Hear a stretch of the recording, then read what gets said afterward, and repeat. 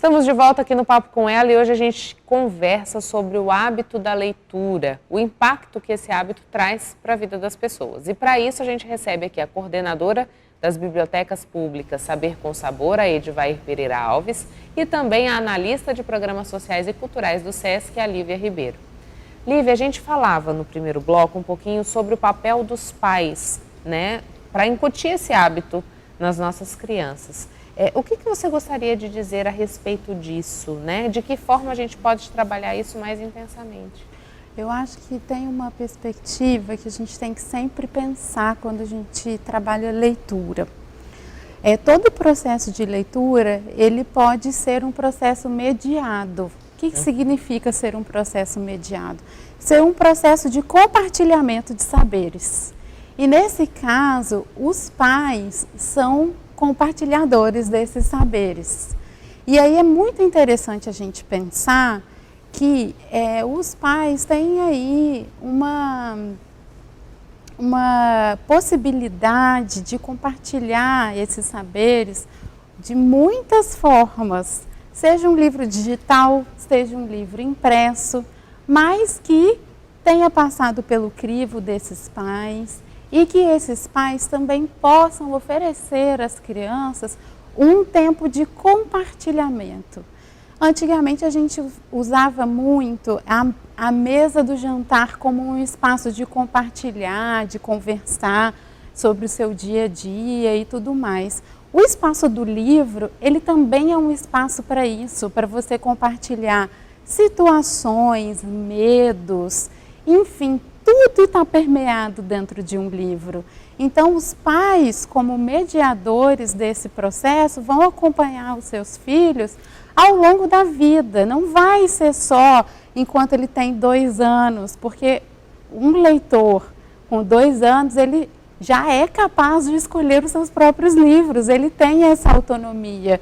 Quando a ele é oferecido uma gama de livros, ele já escolhe, seja por um aspecto físico da materialidade, seja por algo ou algum momento, alguma memória que ele tenha relacionado àquele livro, porque até os 6 anos, os livros, eles são também um jogo, eles são também um brinquedo, eles são um ato de brincar e de experimentar. Só que essa leitura compartilhada com os pais vai ao longo da vida, se for entendida como um espaço de troca, de afeto, de carinho, de cuidado. Então isso é assim um privilégio poder oferecer aos filhos esse tipo de momento a partir do livro. E acaba sendo o livro o mediador entre pais e filhos, né? Também, olha só que processo incrível de mediação, né? A gente tem uma dupla mediação. Isso é fantástico.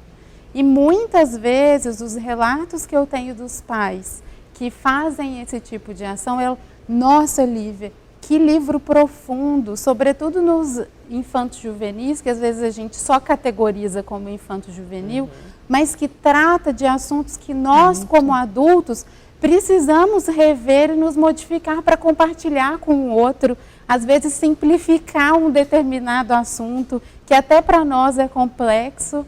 E essa partilha, através da fala, através do nosso gestual com o outro, ela é fundamental e essencial. E que também na época nossa, não existia tantos, né, dessa parte do infanto juvenil, Sim. Que eu gosto muito de ler os infantos juvenis. Também. Até quando você faz uma terapia com os psicólogos, geralmente eles usam muito de coisas que vai solucionar o seu interior, aquilo que está te incomodando, né?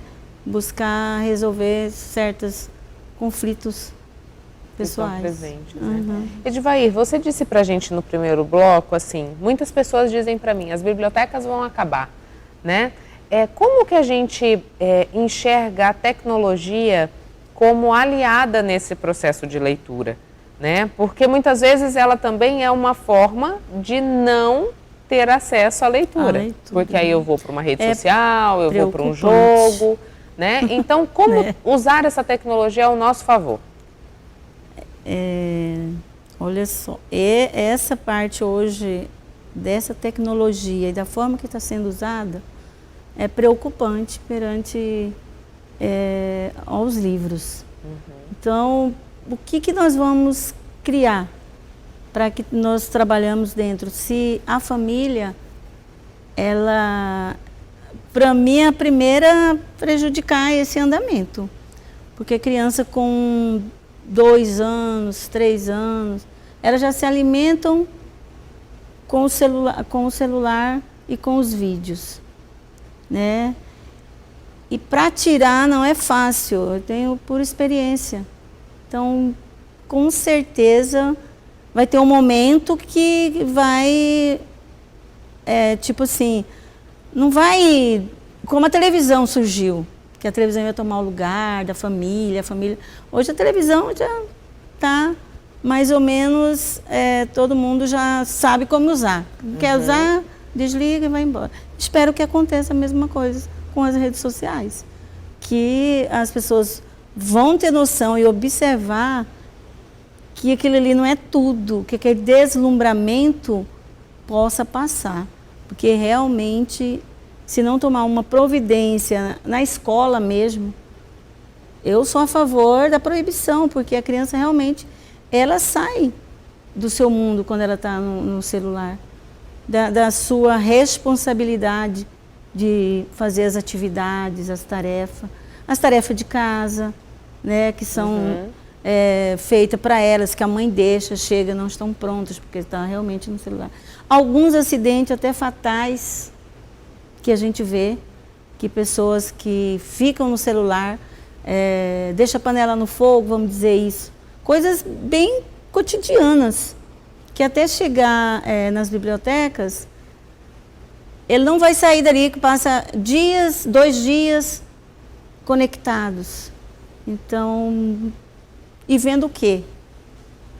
Nada. Coisas que não vai dar crescimento, não vai intelectualmente fazer com que ele passe num concurso, que arrume um trabalho bom. Eu vejo por aí, palavras são minhas.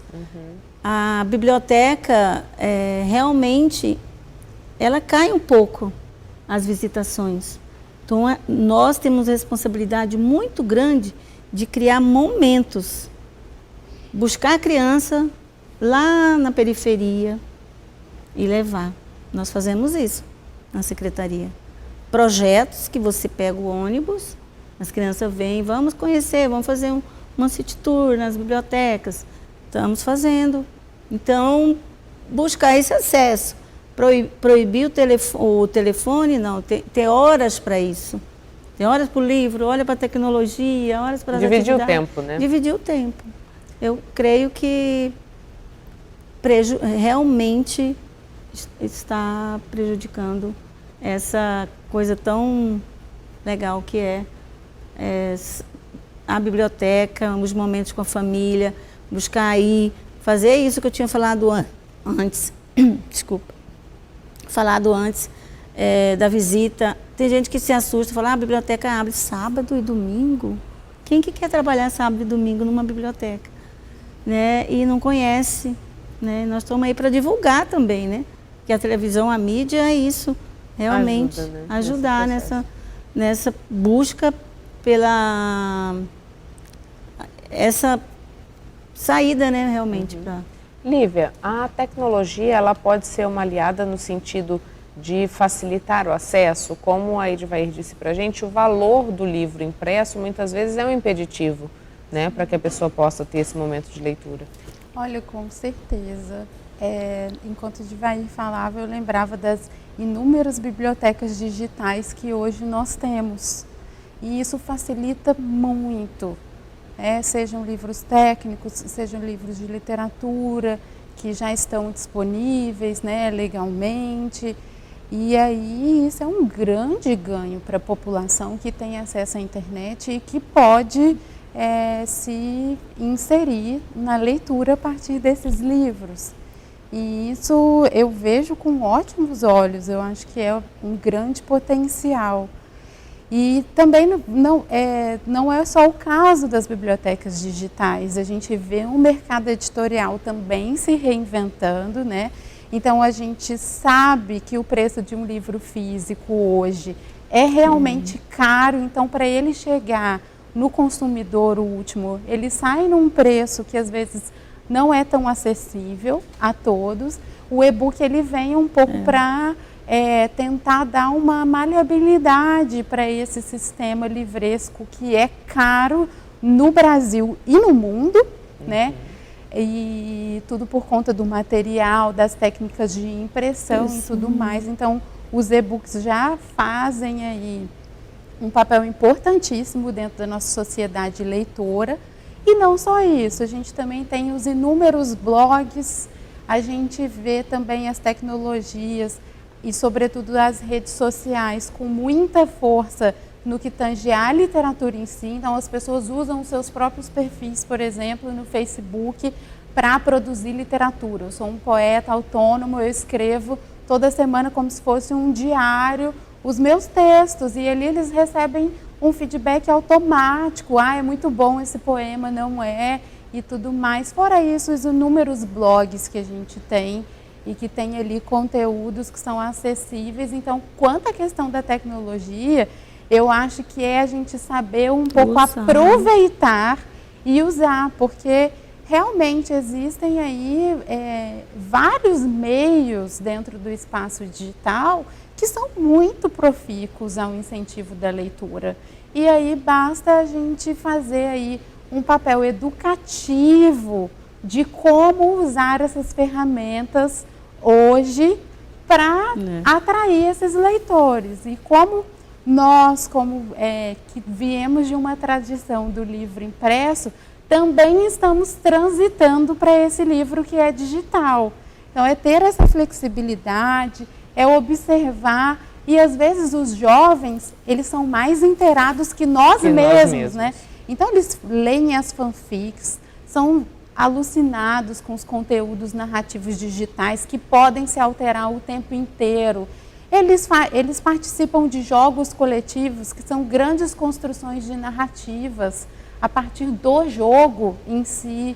Então, a gente tem que perceber também que a leitura se modifica a partir do momento que o livro também vai transitar em outros suportes. E aí eu acho que é um pouco nosso papel também conduzir e inserir essas novas tecnologias de um jeito que seja adequado e positivo para o desenvolvimento da leitura. Falando um pouquinho agora sobre essa produção, Lívia, que você disse para a gente. O SESC ele tem ferramentas para fomentar também quem está nessa atividade buscando construir textos, livros, contos, enfim. Pode falar um pouquinho para a gente do Prêmio de Literatura do SESC? Claro. O SESC ele faz ações formativas, né, de leitura e escrita criativa, né? É um trabalho que já vem sendo desenvolvido há mais de 10 anos na nossa unidade, no SESC Arsenal, e a gente tem mensalmente atividades voltadas a essas duas práticas. E aí nós tivemos a felicidade no ano passado de termos o primeiro ganhador do Mato Grosso de um prêmio que é nacional, que é o Prêmio SESC de Literatura, que foi o escritor Felipe Holloway, que frequentou inúmeros projetos nossos da literatura e hoje tem uma projeção nacional. É editado por uma grande editora, que é Record, que já tem uma parceria com o Prêmio SESC. E, na verdade, essa é a decorrência desses anos todos de ação de escrita. Então, quem quiser saber mais sobre as nossas ações de escrita, essa semana nós vamos ter, por exemplo, um curso de escrita criativa com a escritora Stephanie Medeiros, que já está fantástico. A gente vai trabalhar um pouco as perspectivas do romance, né? Técnicas para escrever, como formatar um livro, por que escrever, o que escrever. Então, enfim, os nossos projetos permeiam essas atividades de criação também, que vem nessa parte de formação desse escritor, e o quanto isso é importante para a nossa sociedade também. Quem escreve ter um suporte para fazer essas produções. E aí isso é muito bacana, porque a gente vem acompanhando vários escritores de Mato Grosso que já frequentaram as nossas ações e que estão sendo editados e publicados em várias editoras pelo Brasil inteiro. Então existe uma recorrência dessa produção também mato-grossense, saindo só do nosso estado e indo para todos os outros estados do país. É algo que nos dá muito orgulho e nós ficamos muito felizes, e nos dá também uma força e uma coragem de continuar a fazer esse tipo de ação. Edivair, quando a gente pensa nesses livros compartilhados, vocês recebem doações? Sim. Então, queria que a gente pudesse falar um pouquinho, né? Quem tiver com livro em casa, que queira contribuir com os projetos. A biblioteca, nós temos já 18 anos de biblioteca. A Clóvis Cardoso, ali na Praça Clóvis Cardoso, foi a primeira a surgir, né, em 2001. E hoje ela está toda reformada, como eu já disse, e todas elas recebem, sim, doações. Essas doações, elas são aceitas, né? Nós não fazemos seleção no momento, mas depois ela é feita todo um tratamento do livro, restauramos alguns, né? Temos uma parte na Biblioteca do Pedregal que nós guardamos todas essas doações, até para a população que necessita de algum livro que ele tenha que ler, né? E não tem na biblioteca, a gente até faz também, devolve esse livro para ele, né? Para a pessoa que necessita dele, né? E nós estamos abertos. Nós temos uma no Pedra 90, que é dentro do CRAS. É uma biblioteca pequena, mas é bem aconchegante, bem aceitável pela população. Temos também no Osmar Cabral, também uma biblioteca. Essas bibliotecas nos bairros, elas são mais para as crianças, onde as crianças se encontram, fazem os seus trabalhos, que a escola passa para eles, né? E temos aqui a do Pedregal, na Cidade Verde, Mano Santa Isabel. Então, todas elas estão abertas a receber doações da comunidade. Muito obrigada por terem vindo ao Papo com Ela. A gente fica muito grato por essa discussão que vem contribuir para a formação da nossa sociedade. Tá bom, obrigada.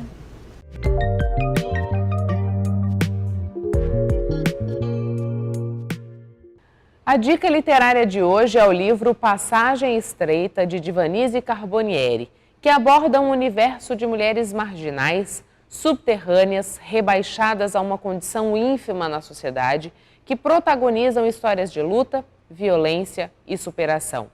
Guerrilheiras, escravas, jovens de periferia, professoras, escritoras, indigentes insistem e teimam em sobreviver e romper as estruturas opressivas de submissão e reprodução da subalternidade.